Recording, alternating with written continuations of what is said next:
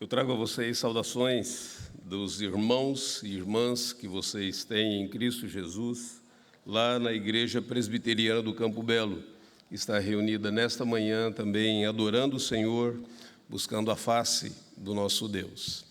Enquanto nós estávamos cantando os cânticos nesta manhã, eu me lembrei de um colega, um pastor também. Ele disse que convidou lá para a igreja dele um rapaz para ajudar na equipe de cânticos e no primeiro domingo do rapaz, ele tocou alguns cânticos e ele chegou em casa e ele disse para a esposa dele: querida, eu acho que nós fizemos uma contratação errada. Digo, fulano tocou e cantou uns cânticos, mas são todos cânticos desconhecidos. Ele não cantou nada do grupo Elo, do grupo Logos e dos vencedores. Ela disse: meu bem, você reparou que só você que não estava cantando, a igreja inteira estava cantando, é você que está desatualizado, né? Eu me senti assim nessa manhã, só eu que não estava cantando, porque eu não conhecia os cânticos, mas a igreja toda estava cantando. Que coisa boa, que belos cânticos que nós cantamos hoje, nesta manhã, e que verdades tão confortadoras para o nosso coração. Eu preciso aprender esses cânticos depois para cantá-los mais vezes. Vamos abrir a Escritura Sagrada na carta do apóstolo Paulo aos Romanos. Nós leremos nesta manhã do versículo de número 1 até o verso de número 11. Romanos 8, de 1 até o verso de número 11. Diz assim a palavra de Deus: agora, pois, já não existe nenhuma condenação para os que estão em Cristo Jesus. Porque a lei do Espírito da vida em Cristo Jesus livrou você da lei do pecado e da morte. Porque aquilo que a lei não podia fazer por causa da fraqueza da carne, isso Deus fez, enviando o seu próprio Filho em semelhança de carne pecaminosa e no que diz respeito ao pecado. E assim Deus condenou o pecado na carne, a fim de que a exigência da lei se cumprisse em nós, que não vivemos segundo a carne, mas segundo o Espírito. Os que vivem segundo a carne se inclinam para as coisas da carne, mas os que vivem segundo o Espírito se inclinam para as coisas do Espírito. Pois a inclinação da carne é morte, mas a do Espírito é vida e paz. Porque a inclinação da carne é inimizade contra Deus, pois não está sujeita à lei de Deus e nem mesmo pode estar. Portanto, os que estão na carne não podem agradar a Deus. Vocês, porém, não estão na carne, mas no Espírito, se de fato o Espírito de Deus habita em vocês. E se alguém não tem o Espírito de Cristo, esse tal não é dele. Se, porém, Cristo está em vocês, o corpo, na verdade, está morto por causa do pecado, mas o Espírito é vida por causa da justiça. Se em vocês habita o Espírito daquele que ressuscitou Jesus dentre os mortos, este mesmo que ressuscitou Cristo dentre os mortos, vivificará também o corpo mortal de vocês, por meio do seu Espírito que habita em vocês. Se você puder manter esse texto da Escritura Sagrada aberto diante de você, nós iremos retornar a ele no decorrer da exposição. Vamos orar nesse instante? Louvado seja o nome do Senhor, Deus bendito, pela liberdade que temos de podermos nos reunir publicamente, abrir a Tua palavra e lê-la para a nossa edificação espiritual. Louvado seja o Teu nome, pelo Teu Santo Espírito que aqui está. Pois conquanto nós possamos abrir a Tua palavra, só o Teu Espírito pode abrir o nosso entendimento e o nosso coração. Então nós rogamos que faças isso nesta manhã, ó Deus bendito. Fale ao nosso coração, em nome do Senhor Jesus. Amém. Alguma vez você já considerou o que acontece quando alguém é convertido a Cristo Jesus? De uma perspectiva humana, aquela pessoa, ela irá mudar de religião. Aliás, é assim que a palavra conversão é definida pela sociedade ao redor. A pessoa simplesmente mudou de religião.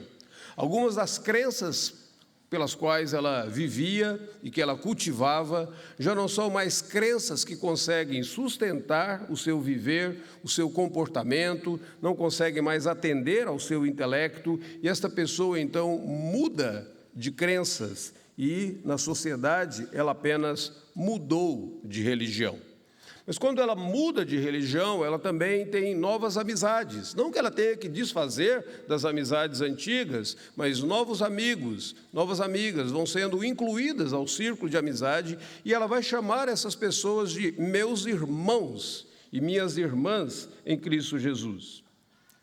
Esta pessoa, ela começa a ter novos hábitos, porque ela mudou de religião, ela tem novas amizades e ela começa agora, de alguma maneira, a ler e meditar na Escritura Sagrada. Ela passa a ter aquilo que nós dizemos na igreja, ela passa a ter fome da palavra de Deus. Então ela começa a ler a Escritura Sagrada para alimentar a sua alma. Assim como ela tem a necessidade de alimentar o seu corpo da comida material, ela tem a necessidade de alimentar a sua alma, ela passa a ter fome da palavra de Deus. E a sua conversação também muda, porque à medida que ela começa a internalizar alguns ensinamentos da palavra de Deus, as palavras que saem da sua boca são outras, porque a própria Escritura diz que a boca fala do que está cheio o coração.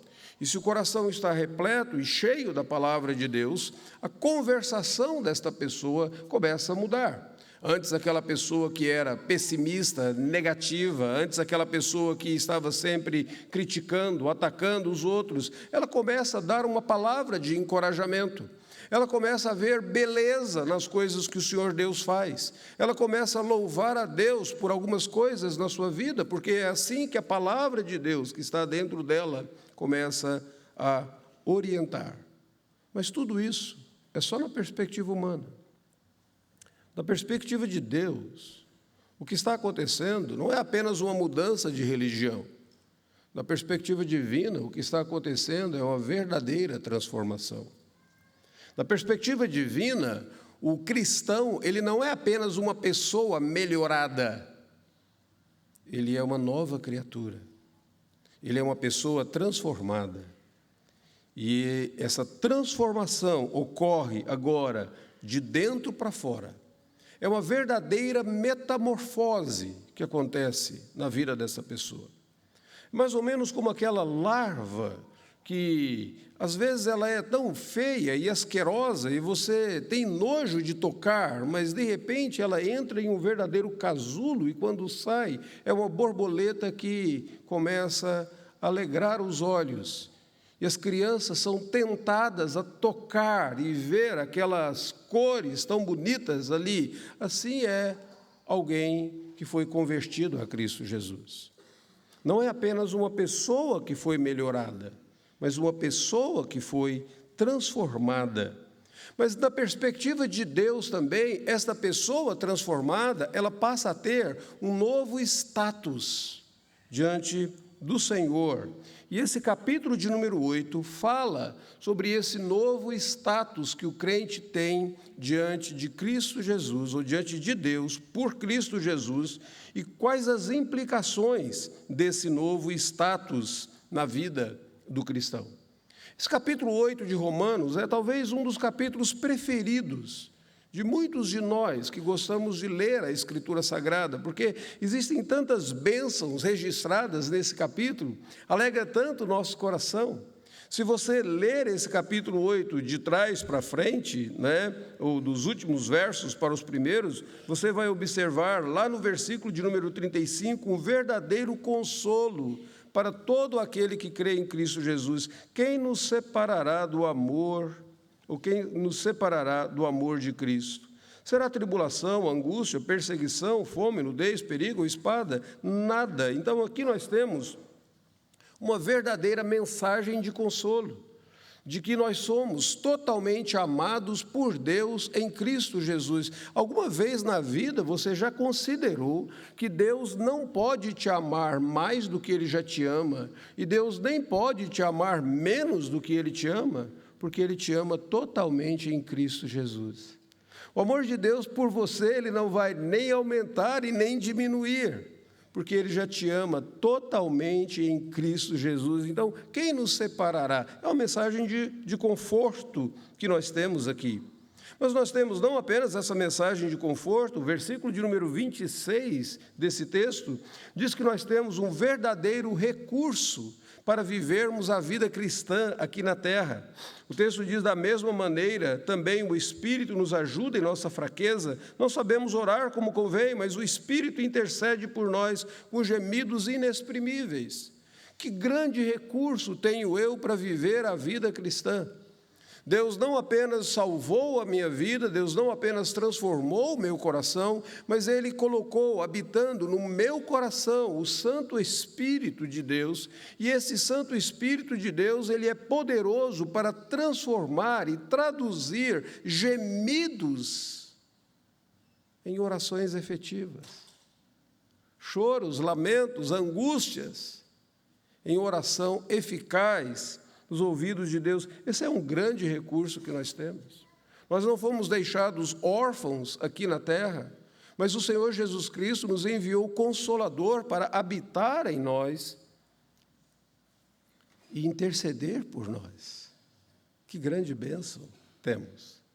Mas se você considerar ainda o versículo, olha o verso de número 18, diz que nós temos uma verdadeira esperança. Tenho por mim, tenho por certo, que os sofrimentos do tempo presente não podem ser comparados com a glória a ser revelada a nós. Ou seja, o cristão, ele é alguém que anda em esperança, sabendo que aquilo que ocorre aqui, neste mundo, terá um ponto final, que a injustiça que é praticada, haverá um dia de juízo, e toda essa injustiça será desfeita, receberá a devida pena. Que os sofrimentos, as angústias, as perseguições, o desprezo, que tantas vezes nós somos alvos deles, que eles não existirão mais. Os sofrimentos do tempo presente não podem ser comparados. Versículo de número 16 diz que ainda nós andamos em segurança, nós podemos caminhar em segurança, porque o próprio Espírito confirma com o nosso espírito, nós somos filhos de Deus. É aquilo que Calvino chamava do testemunho interno do Espírito Santo de Deus, que deixa claro para mim e para você, nós pertencemos a Ele, nós somos dele, nós somos filhos dele. Mas esse capítulo de grande consolo, ele começa no versículo de número 1, com uma declaração fantástica. E do versículo de número 1 até o versículo de número 11, que é o que eu gostaria de estudar com vocês, nesta manhã, hoje à noite nós iremos analisar outras porções do capítulo, mas nesta manhã, do 1 ao 11, nós podemos dividir esses 11 versículos em duas partes. Nós temos aqui no primeiro versículo uma declaração aguardada. E depois, no versículo de número 2 em diante, nós temos uma explicação detalhada sobre essa declaração. Então, se você estiver seguindo e quiser observar, veja essas duas divisões aqui. Uma declaração aguardada e, segundo, uma explicação detalhada. Qual que é a declaração aguardada que encontramos? Já não existe nenhuma condenação para os que estão em Cristo Jesus. E é interessante porque antes de fazer essa declaração, o apóstolo Paulo diz assim, agora, pois. E este pois, é aquilo que já foi explicado na liturgia nesta manhã, é o que nós chamamos de maneira técnica de uma conjunção pospositiva. O pois, ele faz uma referência a tudo que veio antes. Tudo que o apóstolo Paulo havia escrito antes nessa carta. Paulo agora está dizendo, olha, por conta de tudo que foi dito, ouçam essa declaração que muitos de vocês gostariam de ter. Já não existe mais nenhuma condenação em Cristo Jesus. E o que havia sido dito antes? Versículo de número 27 do capítulo 7, Paulo estava refletindo sobre a sua própria experiência, Paulo refletindo sobre a sua própria vida cristã, e ele chega a um determinado momento em que ele conclui de uma maneira muito pessimista até, negativa. Ele diz: miserável homem que sou, quem me livrará do corpo desta morte? Graças a Deus por Cristo Jesus, de maneira que eu de mim mesmo, com a mente, sou escravo da lei de Deus, mas segundo a carne, eu sou escravo da lei do pecado. Paulo estava refletindo sobre a sua própria vida e ele dizia: olha, com a mente eu tenho prazer em Deus, eu tenho prazer na lei de Deus, mas quando eu olho para os meus membros, quando eu olho para a minha própria vida, o bem que eu queria fazer, eu não consigo fazer, e o mal que eu não gostaria de fazer, eu acabo fazendo. Ele diz: a minha mente é escrava da lei de Deus, eu tenho prazer nas coisas do Senhor, mas os meus membros ainda me levam a pecar. Talvez não tenha sido apenas a experiência do apóstolo Paulo. Talvez essa experiência seja a minha experiência, a sua experiência, quando nós temos prazer em louvar e adorar o Senhor Deus, mas muitas vezes o mal que nós não queremos fazer, nós fazemos. E nós vivemos essa verdadeira tensão entre nós.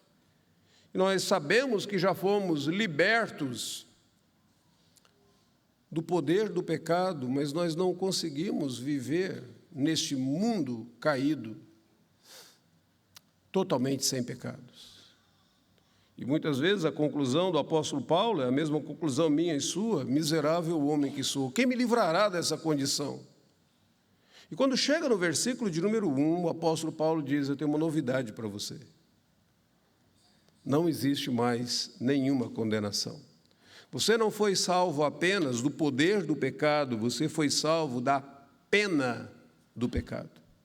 Aliás, se você puder recapitular na sua mente os ensinamentos de Paulo em Romanos, você vai observar que desde o capítulo 1, o apóstolo Paulo vai dizer que não existe nenhum justo, todos pecaram, todos carecem da glória do Senhor Deus.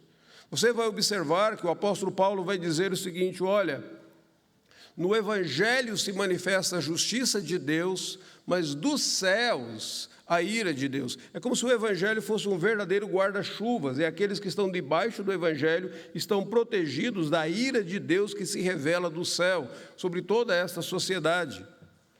E o apóstolo Paulo vai dizer: a razão é simples, porque todos pecaram, judeus, gregos, todos pecaram, e eles estão debaixo de uma condenação. E Paulo vai dizer o seguinte: é somente o Evangelho e a morte de Cristo Jesus que vai poder justificar você, livrar você da ira de Deus. E quando ele chega no capítulo de número 4, ele vai dizer: isso não é uma coisa nova, isso não é uma novidade, porque desde Abraão foi assim. Abraão creu e isso lhe foi imputado para a justiça. A justiça, a maneira de Deus expressar, expor a justiça dele na cruz de Cristo Jesus, na morte de Cristo Jesus, vai desde Abraão. Abraão também precisou de um substituto. Na verdade, um dos textos bíblicos que nós gostamos de ler, e às vezes contamos para as crianças, aquele momento em que Deus pede para Abraão sacrificar o seu próprio filho, e é interessante porque a Escritura Sagrada diz que o Senhor Deus diz assim: Abraão, toma o teu filho, o teu único filho, Isaque. É engraçado porque se Deus tivesse dito: Abraão, toma o teu filho, ele diz: tem Ismael. Teu único filho. Ismael era o único por um longo tempo. Aquele a quem amas, eu tenho um grande amor por esse rapaz. Aí Deus diz: Isaque. Mas aí tem um problema. Senhor, Isaque é aquele que o Senhor disse que dele haveria de surgir uma grande nação, e o próprio Redentor viria dele. Senhor, temos um problema aqui agora. Mas Abraão, a Bíblia diz, logo cedo ele acorda. E aqui tem uma coisa muito interessante. Tem alguns irmãos que dizem que Abraão acordou cedo porque ele queria obedecer a Deus, estava ansioso para obedecer a Deus. Eu não sei como que você lê a Bíblia, mas deixa eu te explicar da maneira como eu leio. Eu não sou tão crente quanto esses que leem dessa forma. Eu acho que se Deus pedisse para eu sacrificar o meu filho, eu teria perdido o sono e eu não teria dormido coisa nenhuma, e logo cedo eu já estava a caminho, querendo ver o que Deus vai fazer de tudo isso. E quando Abraão chega ali para sacrificar o filho, ele levanta a mão, o altar está pronto, o fogo está ali, o cutelo, e é uma voz do céu que diz: Abraão, não faças mal ao rapaz, agora eu sei que tu me amas. E ele olha, do lado tem um cordeiro, e Abraão pega o cordeiro substituto, coloca sobre o altar e sacrifica o cordeiro, e Jesus vai dizer mais tarde: Abraão viu o meu dia, e ele se alegrou. O dia do cordeiro substituto, daquele que haveria de morrer por quem deveria estar morto ali. E o apóstolo Paulo está dizendo, toda essa história da justificação é desde a época de Cristo, de Abraão. Então, desde aquela época, não é nada novo. Mas agora, em Cristo Jesus, Deus expôs a sua justiça. E a justiça de Deus nos traz paz, capítulo 5, nos livra do poder do pecado, então você não tem mais que viver como escravo do pecado. O escravo só faz aquilo que o seu senhor manda, mas você foi liberto da escravidão do pecado, então você pode dizer não ao pecado. Mas aí chega o capítulo 7, o apóstolo Paulo diz: mas eu não estou conseguindo, miserável homem que sou. E aí vem essa declaração aguardada do apóstolo Paulo, dizendo assim: já não existe mais condenação. A palavra condenação é o contrário de justificação. Justificação é uma declaração judicial de um juiz que bate o martelo e diz: você foi declarado justo. E Paulo agora está dizendo, diante de Deus, na perspectiva de Deus, não existe mais nenhuma declaração de que você é condenado, porque você foi liberto da pena do pecado.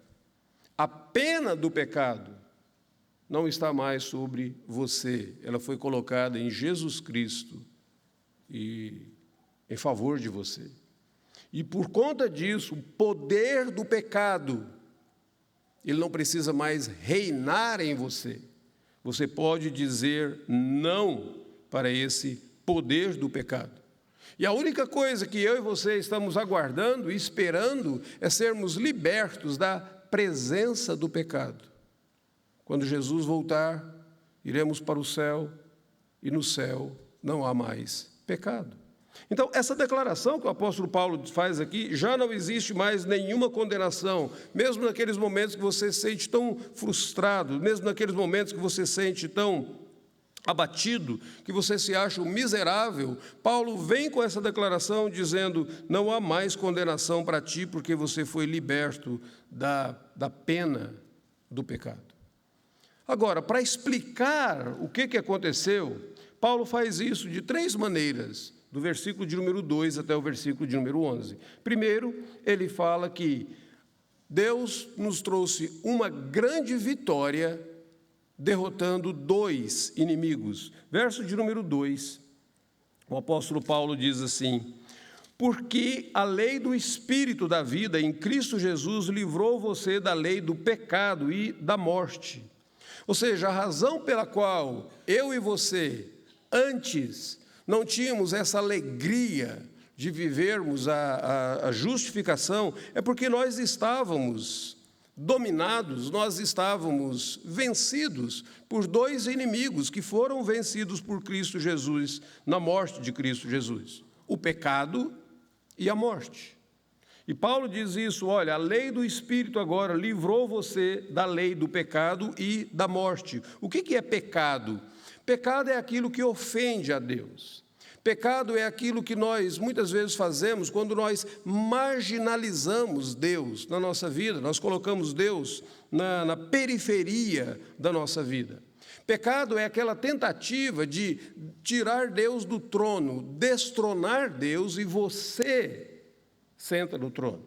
Pecado são aquelas atitudes e pensamentos e sentimentos que eu e você temos, muitas vezes, quando nós falamos assim: Senhor, não a tua, mas a minha vontade seja feita.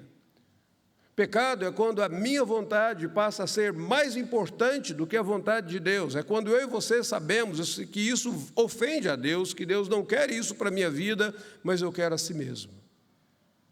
Eu sei que existem mandamentos na palavra de Deus que me ordenam a viver dessa forma e a pensar dessa maneira e a tratar outras pessoas dessa maneira e ter alegria no meu coração, mas eu farei como eu quero. E às vezes nós até falamos assim, mas essa é a minha identidade. Outras vezes nós falamos assim, mas essa é a minha personalidade. Isso é do jeito que eu quero. Tem um filme muito interessante, os adolescentes, se não assistiram ainda, vão procurar assistir, chama-se Um Amor para Relembrar. É uma história muito interessante de uma jovem que era filha de um pastor no sul dos Estados Unidos, e ela vai para a faculdade, e ela fica enamorada por um rapaz. Esse rapaz não é crente, mas o rapaz está apaixonado por ela, faz tudo o que ela quer fazer. Ela gostaria de estar em 2 lugares ao mesmo tempo. Ele a leva para a divisa de 2 estados e diz, coloque o teu pé aqui e o pé desse lado, você está no estado tal e tal no mesmo tempo, e várias outras coisinhas assim ele vai fazendo, e aquilo vai cativando o coração dela. Só que ela tem leucemia, e a vida dela será curta. E o pai dela está preocupado agora em que ela esteja, de alguma maneira, alimentando uma esperança errada no coração daquele rapaz, e o pai dela está preocupado em que ela esteja namorando um rapaz que não compartilha da mesma fé dela. E o pai tem uma conversa com ela, assim, na varanda da casa. E o pai vira para ela em determinado momento, depois dela com toda a autoridade de uma menina de 17 anos, que tem muita autoridade, ela volta-se para ele, e ela está debatendo com ele, e o pai vira e diz assim, você deveria perguntar a Deus o que Deus acha de tudo isso. E ela diz, tudo o que Deus quer é que eu seja feliz. Então eu farei como eu quero. Interessante. Pecado é justamente isso. É você achar que tudo que Deus quer é que você seja feliz, e então você vai contrariar a vontade de Deus para fazer o que você quer.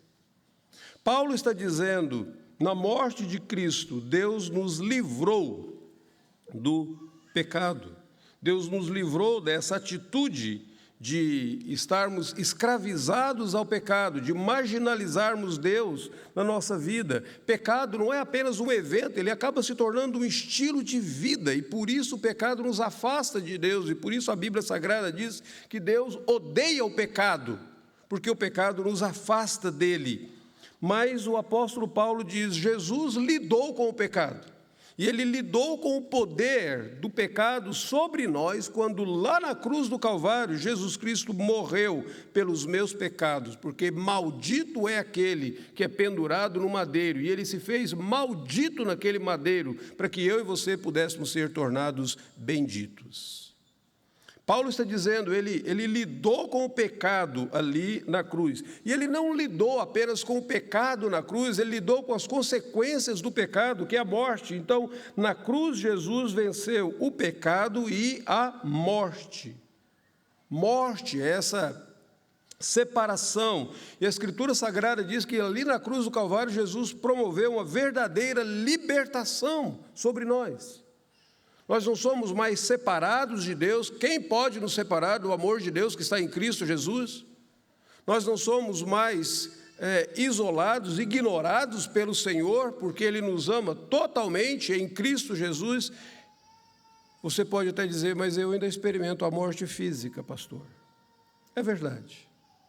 E aí eu digo para você o seguinte, se você tivesse que ser atingido, você gostaria de ser atingido por uma pedra ou pela sombra da pedra? Jesus foi atingido pela pedra da ira de Deus naquela cruz, para que eu e você experimentássemos apenas a sombra daquela ira, quando nós morremos fisicamente e vivemos e viveremos eternamente com o Senhor. Então, por que não existe mais nenhuma condenação? Porque na cruz do Calvário, Jesus Cristo lidou com o pecado e com a consequência do pecado. Mas os versículos próximos, ele vai falar agora não apenas de uma vitória sobre 2 inimigos, mas ele vai falar de 2 inclinações e um relacionamento. Observe quantas vezes o apóstolo Paulo vai usar essa expressão, segundo a carne, se inclinam para as coisas da carne, inclinação da carne, a inclinação da carne, verso 7, e depois ele diz, aqueles que se inclinam para o Espírito. Ele fala de 2 inclinações aqui agora e de um grande relacionamento. As 2 inclinações são essas, a inclinação da carne e a inclinação do Espírito Santo. Mesmo tendo sido convertidos, muitas vezes nós ainda temos que lutar contra essa inclinação da carne. Como que funciona isso? Nós vivemos muitas vezes na nossa zona de conforto, nos hábitos pecaminosos que nós crescemos neles, que nós praticamos por anos e anos e anos da nossa vida, e por conta disso nós nos refugiamos nessa inclinação da carne.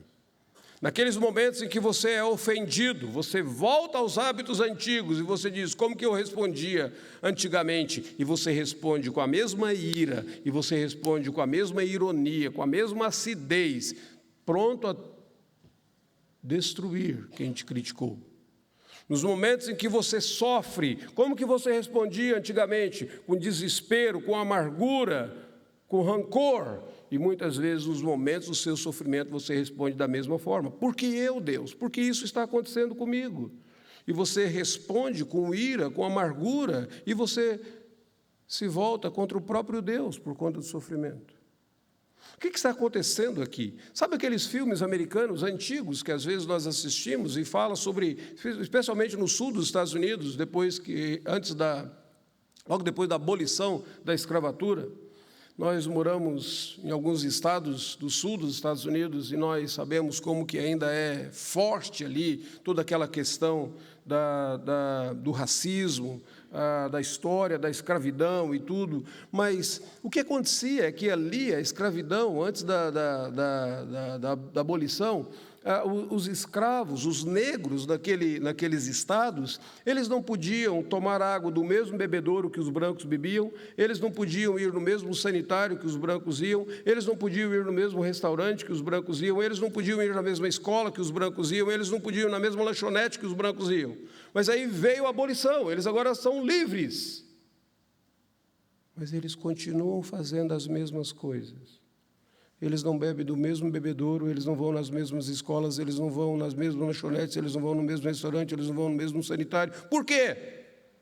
Porque eles são livres, mas eles não sabem ainda da alegria de viver como libertos. Tem muito crente assim. Tem muito crente que já foi livre do poder do pecado, mas ainda não desfruta da alegria de viver como liberto. Então ele vive sempre se refugiando nas inclinações da carne. Nos momentos de pressões, nos momentos de dificuldades, nos momentos ele se volta para as obras da carne. As obras da carne são conhecidas e são prostituição, feitiçarias, iras, inimizades, discórdias e tudo. E a pessoa se volta para isso. O apóstolo Paulo diz, tem essa inclinação da carne. E aqueles que se inclinam para as coisas da carne, eles não agradam a Deus, mas aqueles que vivem segundo o Espírito, se inclinam para as coisas do Espírito, esses agradam a Deus. E como é que eu vou mudar essa inclinação e deixar de inclinar para as coisas da carne e me inclinar apenas para as coisas do Espírito? Paulo diz, há um novo relacionamento agora. Você foi liberto para se relacionar totalmente com Deus e você pode viver nesse novo relacionamento com o Senhor Deus, a ponto de você ter alegria em Deus, a ponto de você ter amizade com Deus, a ponto de você se deleitar na lei de Deus. Você vai dizer, mas espera aí, mas a lei não era má lá no capítulo 7? Não.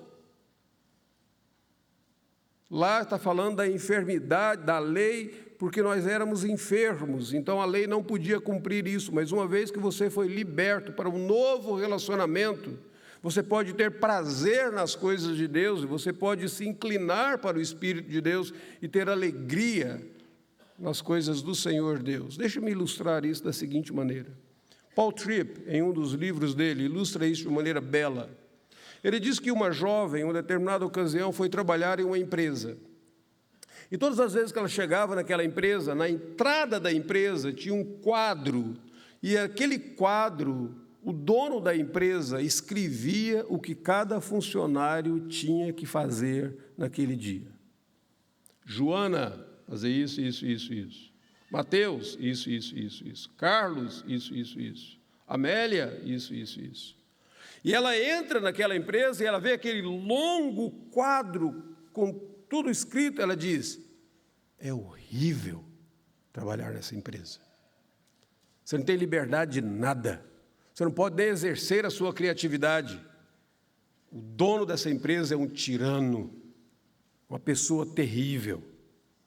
Mas ela continua trabalhando na empresa, existe uma festa da empresa e ela, de repente, conhece um rapaz da empresa e ela se apaixona por esse rapaz da empresa e ela casa com o rapaz da empresa.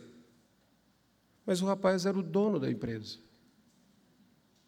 E ele se casa com ela e ele diz, minha querida, eu tenho um compromisso para poupar os meus funcionários de qualquer ansiedade desnecessária.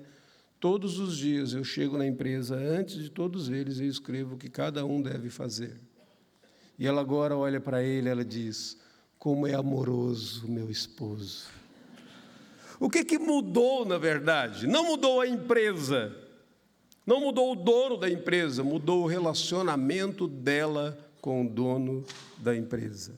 Paulo está dizendo, já não existe nenhuma condenação para mim e para você. Nós temos um novo relacionamento com o dono da empresa. Nós não precisamos mais nos inclinar para as coisas da carne. Nós podemos ter prazer na lei do Espírito para nós. Desfrute desse novo relacionamento que nós temos. Em último lugar, Paulo diz que nós temos agora 2 habitações e um destino final. Observe do versículo de número 9, versículo de número 9, ele vai dizer assim, vocês, porém, não estão na carne, mas no Espírito, se de fato o Espírito de Deus habita em vocês. E se alguém não tem o Espírito de Cristo, esse tal não é de Cristo. Se, porém, Cristo está em vocês. Ele fala que o Espírito habita em você e Cristo habita e Cristo está em você. Como é que pode essas 2 habitações? Simples.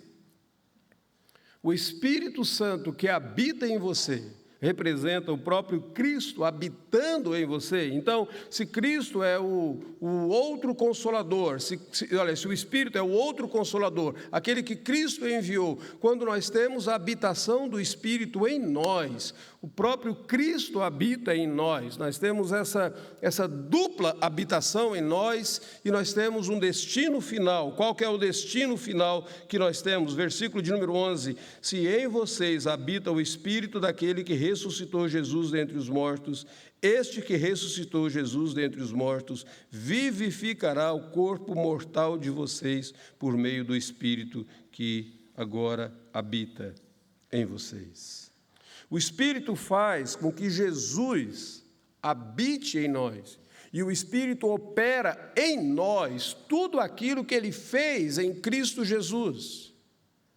O Espírito gerou Jesus Cristo no ventre de Maria.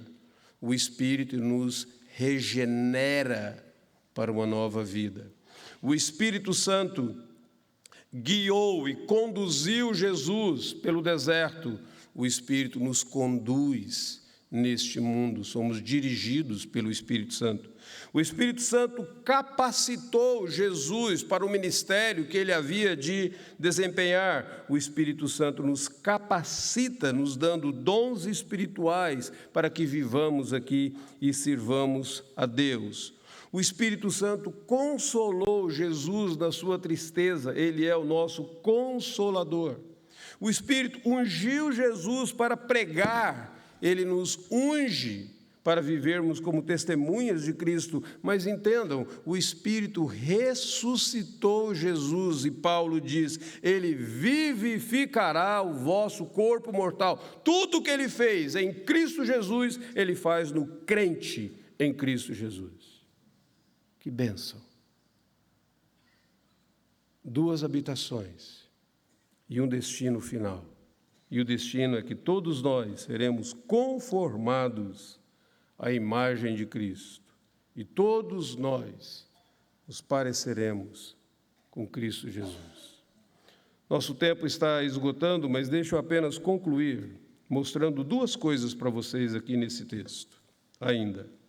Observe que nesse texto, Paulo deixa bem claro que todas as pessoas da Trindade estão envolvidas na nossa salvação. Não existe mais nenhuma condenação para nós, porque Deus condenou o pecado, o nosso pecado, na carne de Jesus, versículo 3.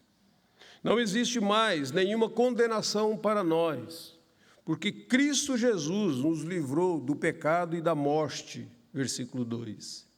Não existe mais nenhuma condenação para nós, porque o Espírito que em nós habita nos vivificará. Todas as três pessoas da Trindade envolvidas e comprometidas com a nossa redenção. Esse é um projeto que não pode falhar. Esse é um projeto que não falha. Mas a última observação que eu queria colocar para nós nessa manhã é que esse texto aqui nos traz um grande desafio. Um grande desafio.